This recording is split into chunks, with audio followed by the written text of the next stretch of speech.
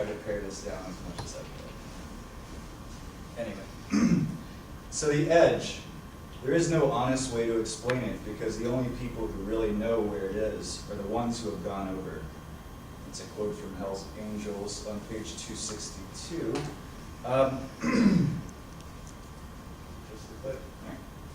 Though Hunter S. Thompson is perhaps best known for the literary and cinematic depictions of his drug-fueled lifestyle, his public outbursts, his barks and squeals and elaborate boasts, his gun-toting radical leftist dinosaur act, his very boundary-shoving persona, the truth remains that he has had a lasting impact on the larger American culture, and particularly upon his original field of choice, journalism. But first, the big bang. Most of us naturally fear the sound, and we wince at the thought of explosive force. Thompson, on the other hand, fully embraced the onomatopoeic thrill of the bang, even in death. On February 20th, 2005, it was widely reported that Thompson committed suicide, but his last transmission, handwritten in black marker 4 days prior, clearly refutes that assertion. No more games, no more bombs, no more walking, no more fun. No more swimming, 67. That is 17 years past 50. 17 more than I needed or wanted. Boring, I'm always bitchy. No fun for anybody. 67, you are getting greedy. Act your old age. Relax. This won't hurt. The shift from I to you might just look like the sloppy dribblings of a sick old dog to an amateur scribe or a biased nemesis, but Thompson's note is a transcript of a conversation between persona and self. The Gonzo persona that won him both fame and infamy eventually imprisoned the real man within the ever wilder expectations of others. The often tyrannical character that was alternately referred to as Dr. Raoul Duke and Dr. Gonzo was finally overthrown on the day the psychodramatic duel occurred, but he was so inextricably linked to his maker that both id and ego had to die. Fortunately or unfortunately for America, Thompson finally took one for the team.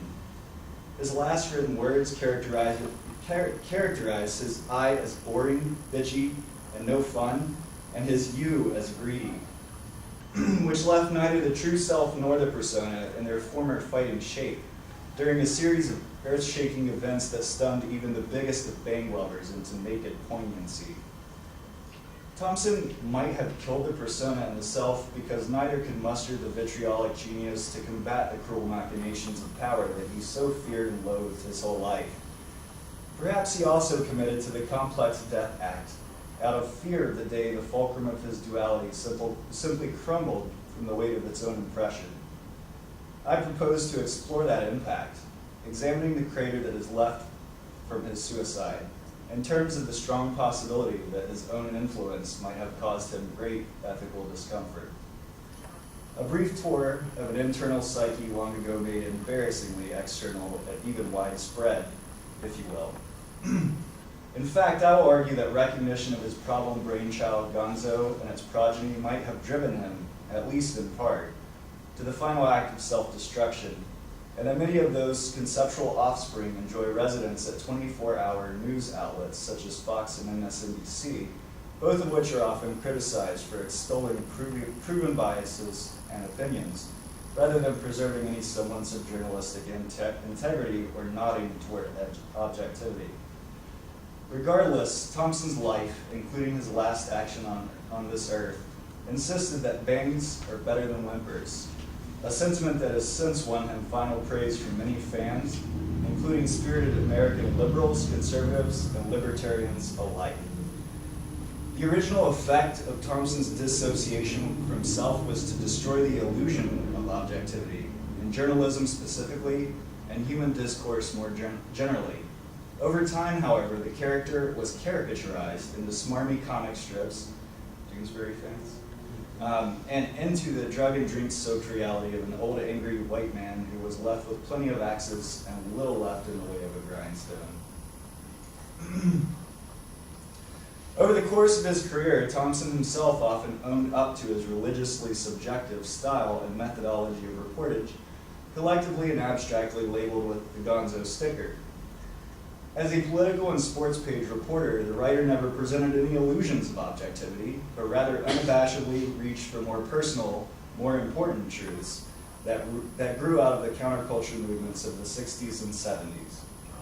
Via images and words, I intend to trace possible points of influence that branch out from Thompson's most pivotal political journalism, which became the influential novel, Fear and Loathing on the Campaign Trail, 72, by following the parallels between Thompson's infamous Gonzo journalism and recent, exponentially hyperbolic stories presented by the aforementioned mass news outlets and extolled across the three existing primary media: print, broadcast, and internet. The origins and ends of the Gonzo persona are as multiplicitous as Thompson himself. As Martin Hurst points out in What is Gonzo, the etymology of an urban legend, even the word itself is hard to nail down with any certainty. What we know for sure from Thompson's own memories and his biographers is that it was first used by his friend, the Boston Globe Sunday magazine editor Bill Cardoza. As Douglas Martin confirms in his New York Times farewell article, Bill Cardoza, 68, editor who coined Gonzo, is dead. Gonzo sprang to life after Mr. Cardoza read Mr. Thompson's article about the Kentucky Derby in Scalen's Monthly in June 1970. The article, The Kentucky Derby is Decadent and Depraved, bristled with the raw disorder, odd humor, and piercing insight that became Thompson's trademarks. This is it. This is pure Gonzo, Cardoza wrote, using a capital G. If this is a start, keep rolling. A new breed of subjective journalism was christened. The idea was that a bizarre, highly personalized grapple with the situation led to truth. If drugs did not help, a minority view, they unarguably made the journey more colorful and the resulting journalism more marketable. Although Cardoza shared parentage of the word with Thompson, not even he knew its roots. He often said that it was a corruption of the French-Canadian Gonzo, which he said connoted shining path. Regardless of murky beginnings, Thompson took the path that led him out of the darkness of illusory objectivity and into the light of a subjective and cryptic style of reporting reality that was as incisive and as expansive as any omniscient being's dictation. In Fear and Loathing in Las Vegas, Thompson posits the primary responsibility of the Gonzo mode of authorship early on. The only way to prepare for a trip like this, I felt, was to dress up like human peacocks and get crazy, then screech off across the desert and cover the story. But what was the story? Nobody had bothered to say. So we would have to drum it up on our own. Free enterprise, the American dream. Horatio Alger gone mad on drugs in Las Vegas. Do it now. Pure Gonzo journalism. While many journalists were striving toward the absolutist objectivity of just the facts, Thompson was cleaning the worldview of Vietnam-era America with mud, drug from the unspeakable bottoms of youth counterculture. He realized that such emotional situations require mythical retellings. Despite an already nostalgic sentiment regarding the swell of activism that Thompson himself wrote, he hung on for the last dregs of the ride. In fact, at the same time Thompson was writing his most widely known work of subterfuge, he was working on an explosive piece for Rolling Stone magazine about the murder of Chicano journalist Ruben Salazar by Los Angeles police, titled Strange Rumblings in Azatlan. Though Thompson is remembered for his wild tales of drug-riddled escapades disguised as his pseudonym Ralph Duke, with Dr. Gonzo, originally a stand-in for Oscar Zeta Acosta, in tow, he and Acosta were devoutly committed to the political activism they espoused, as evidenced by the finished piece. It was difficult, even for me, to believe that the cops had killed him deliberately. I knew they were capable of it, but I was not ready to believe they had actually done it, because once I believed that, I also had to accept the idea that they are prepared to kill anybody who seemed to be annoying them, even me. Ironically, as Hurst points out, Thompson took Acosta to Las Vegas so he could talk to him and get the facts of Salazar's murder straight. Fear and Loathing in Las Vegas began as a cathartic unwinding process from the pressures of writing such a biting and potentially dangerous piece as the Salazar article. While Strange Rumblings in Azalan adhered to some of the stylistic conceits of Gonzo journalism, in that it includes a hard look at the legal system and its two human stewards, paying close attention to their unsightly metaphorical warts, it is primarily a straight piece, devoid of Thompson's sometimes obtuse metaphors. However, his telling of the day that Ruben Salazar, the prominent Mexican-American columnist for the Los Angeles Times and the news director for bilingual KMEX TV, walked into a place and sat down on a stool near the doorway to order a beer he would never drink, is certainly no less hard-hitting or memorable. Reconciling the seeming duality of Thompson, comprised of a hedonistic hellion and a devoted activist, may be difficult to reconcile for many young Americans who grew up outside the context of social upheaval that Thompson lived through and wrote down. I didn't live through it, so it's hard for me. Regardless of origins, by the time Campaign Trail 72 was published, Gonzo was a fully realized concept. Perhaps the most metaphorically perfect criticism of an American leader, and certainly the most Gonzo, came out of this period of Thompson's work. At the stroke of midnight in Washington, a drooling red-eyed beast with the legs of a man and a head of a giant hyena crawls out of its bedroom window in the south wing of the White House and leaps 50 feet down to the lawn, pauses briefly to strangle a chow watchdog, then races off into the darkness, toward the Watergate, snarling with lust, loping through the alleys behind Pennsylvania Avenue, and trying desperately to remember which of those 400 identical balconies is the one outside Martha Mitchell's apartment. To further an understanding of Thompson's influence, as epitomized by that book, I would like to show a series of short clips from the National Archives Theater, originally aired on C-SPAN 2, all of which pertain to George McGovern's presidential campaign and Thompson's subsequent political masterwork, in order to describe what was theoretically the journalist's biggest bang, which touched off the subsequent red shift of the early millennium and the entropy of the modern media toward absolute subjectivity. And after this, I promise I will read less because I'll have to hurry.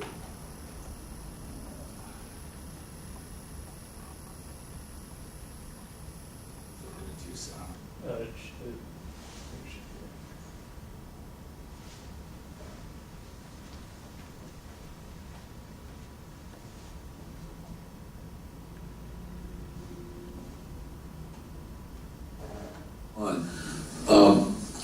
I don't know what Senator McGovern said about Hunter's book, Fear and Loathing and the Campaign Trail, but I have been quoted many times, and I'll say it again. It was the most accurate and least factual account of that campaign.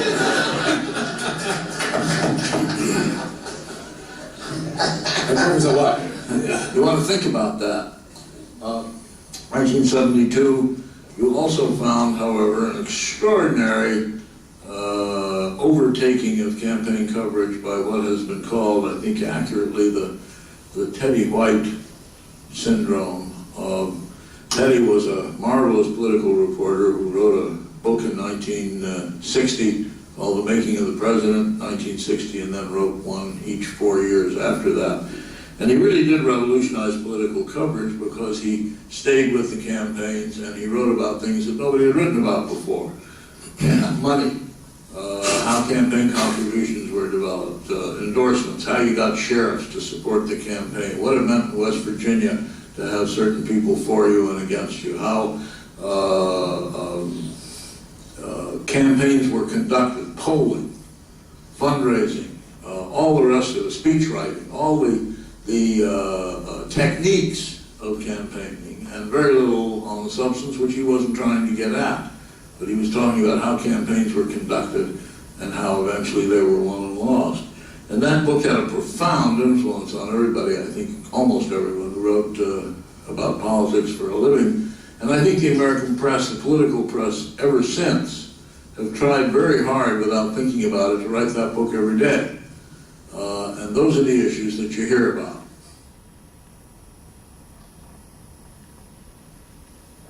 I must say, I run into that book even yet all over this country. It's become a kind of a folk piece of the 72 campaign. I hope Hunter has gotten as rich from it as it appears to me, traveling around the country, running into it everywhere I go. Oh boy, there's a long story there. Say one other thing. That book was written for Rolling Stones as the campaign progressed. It wasn't something written from the hindsight of the campaign. Those chapters rolled off his typewriter as the campaign moved along. And it was really rather remarkable the foresight he had as to what was going to happen. He forecast the results of the primary bid and described a lot of things in a rather, I thought, prophetic context. So you may be a little bit startled by some of the language you've heard here today, but with Hunter, what you see is what you get. All I can say is that Frank described that book accurately. I'd forgotten exactly how he worded it, but I remember it was something to the effect, this is the most inaccurate book about the campaign, but the most truthful. And there's a lot of thought behind that statement. I think it pretty well describes it, and it's the reason I enjoyed traveling with him during the campaign.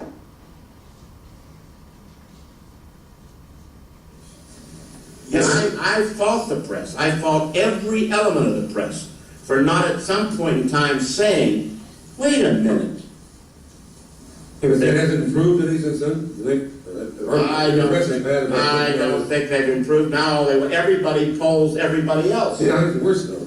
I mean, I think today every news organization, even in Charlotte, we run polls on sheriff's races to the degree that they used to do for presidential elections.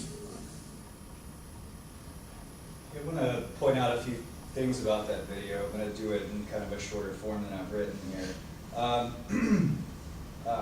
Frank Mankiewicz mentions Teddy White's early example of sort of an embedment with the campaign and explains the Teddy White syndrome that sort of comes from that, where everybody tries to recreate that daily. And I think it's interesting to note that the year this was produced was 1997. This was a year after Fox News was created. And Fox News was arguably the first one to get on board with the Gonzo subjectivity of journalism. They co-opted it and used it for purposes that obviously would have been quite upsetting for Hunter. But nonetheless, I think that the Teddy White syndrome has in effect become the Gonzo effect. I think that his model is much more, much closer to what we see today than what Teddy White wrote. I also find it interesting during, I'll kind of skip over McGovern, but when Stanley Kaplan is really criticizing the media, and Hunter even pipes up and, well, what do you think about it today? And, I also find that really interesting because, we would have been in the tail end of the Clinton years, So they're kind of speaking from a position of power at that point. They're not fighting against Nixon at this point. They're, they could almost think that they've won. So it's almost a bunch of cronies sort of criticizing, what happened on Nixon's side.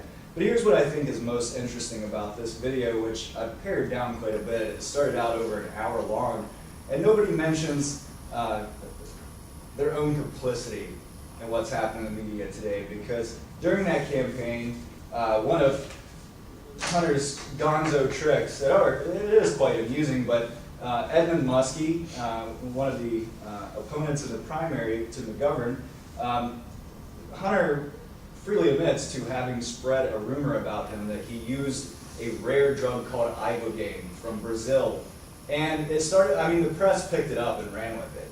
They widely reported that, and Muskie kind of melted down. Like if you saw Howard Dean a few years ago give that whole yawp and ruin his whole career, it was reverse that and multiply it by 10. Edmund Muskie was sobbing on stage, and they were basically just well, that guy's a joke.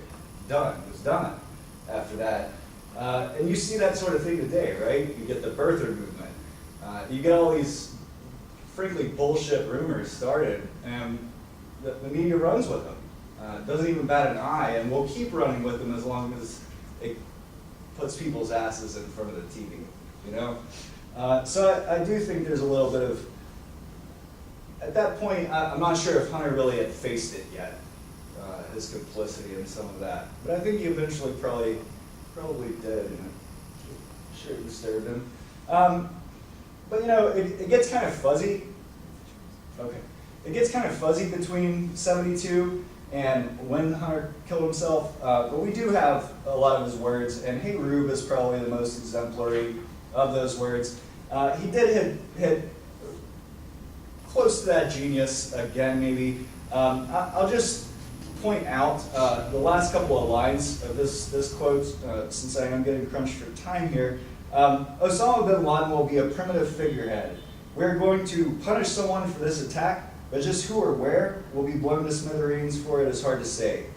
Maybe Afghanistan, maybe Pakistan or Iraq, or possibly all three at once. This was written in the morning after 9/11. So when McGovern calls him prophetic, I think that's almost an understatement. The guy knew the angles. So I just want to read my conclusion now, and then there's a very short video to end with, if you don't mind. The counterculture not only grew into the culture, it grew up to be the culture. And as journalists enacted Thompson's Gonzo model to ends he could never disagree with more, or at the very least, not to greater hyperbole than he had already accomplished, his recognition of himself as part of the problem made his part in the solution all too easy. The mythical beast, who still had to bear the pain of being a man, only had to alter the advice of the counterculture icon he feared and loathed most, Timothy Leary, ever so slightly. Then he tuned out, turned off, and dropped out, for good. The author might have been too weird to live, but in the end, he was not too rare to die. No one will ever be as Gonzo as the Doctor, but many impersonators are willing to give Fear and Loathing a go. So we better wake up soon. Or we're gonna wake up dead. Progressivism is a cancer. The Republican Party has gone completely brain dead. The far left does not want the USA to defeat terrorism. The Republicans want you to die quickly if you get sick. The left believes Americans are stupid. Republicans lie. You cannot be a liberal and a Christian. We have a village idiot in this country. It's called fundamentalist Christianity. Islam is a lie from the pit of hell. Atheists are parasites. There is a gay and secular fascism in this country. The Tea Partiers are misguided. I think they're racist. Racism in this country is the exclusive province of the left. Rush Limbaugh, overt racist. Everybody knows liberals hate guns. I think they are clinging to their guns and their religion. Our government is all evil right now. Barack Obama is the worst president in history. Do you think the president's anti-Semitic? I do. This guy is, I believe, a racist. In Scott Brown, we have an irresponsible, homophobic, racist, reactionary, ex-new model. Hollywood liberal is a Learjet limousine liberal that wants to tax everybody, be generous with everybody else's money. You know what our real problem is? A country full of Joe the Plumbers, Crazed teabaggers, Criminal, illegal aliens, far-right cranks, far-left loons, right-wing nut jobs, Practicing homosexuals, Mainstream media, radical imams. un-American bastards. the Harvard elites, gun nuts, tree huggers, yahoos, and birthers, Sapien, socialists. Crazies, let's say. They are what's wrong with America. These people make things look like a liberal. And you would argue that George Bush Jr. made Richard Nixon seem like a liberal, which is a startling admission from you because of the caustic way that you previously described Richard Nixon. Yeah, that shocked me when I said it. But the opposite was that in terms of just a programmatic, mean, greedy, tunnel-visioned loser, these people make Nixon look like a statesman. Now Nixon, of course, was brought undone by the actions of two members of the press, Bernstein and Woodward, who doggedly pursued him, even though initially it wasn't apparent that trail would bear fruit. Is there a new generation of that type of investigative journalism in the United States? And is this the moment that it should come forward? Oh boy, I've been looking for the rise of that generation for a long time.